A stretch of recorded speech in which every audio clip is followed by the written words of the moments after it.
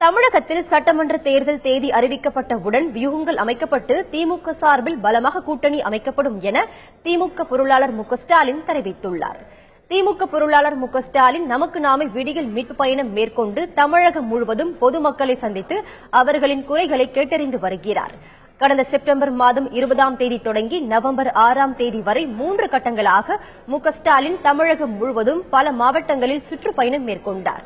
அவர் 212 சட்டமன்ற தொகுதிகளில் சுமார் 11,000 கிலோமீட்டர் பயணம் மேற்கொண்டு பொதுமக்களை சந்தித்து குறைகளை கேட்டறிந்தார். அப்போது சுமார் 4 லட்சம் மனுக்கள் பெறப்பட்டு உரிய நடவடிக்கைக்காக சம்பந்தப்பட்ட துறைகளுக்கு அனுப்பி வைக்கப்பட்டன. இந்நிலையில் மு க ஸ்டாலின் தமது 4ஆம் கட்ட நமக்கு நாமே சுற்றுப்பயணத்தை சென்னையில் இன்று தொடங்கினார். ஆர்.கே. நகர் தொகுதியில் துப்புரவு தொழிலாளர்களின் குறைகளை அவர் கேட்டறிந்தார். பின்னர் செய்தியாளர்களிடம் பேசிய அவர், தமிழகத்தில் சட்டமன்ற தேர்தல் தேதி அறிவிக்கப்பட்டவுடன் திமுக சார்பில் வியூகங்கள் வகுக்கப்படும் என்று கூறினார். அதெல்லாம் தேர்தல் தேதி அறிவிக்கப்பட்டதற்கு பிறகு ஒரு நல்ல வியூகத்தை தலைவர் கலைஞர் அவர்கள் நிச்சயமாக ஒரு வியூகத்தை அமைக்க நீங்க எதிர்பார்ப்பதை போல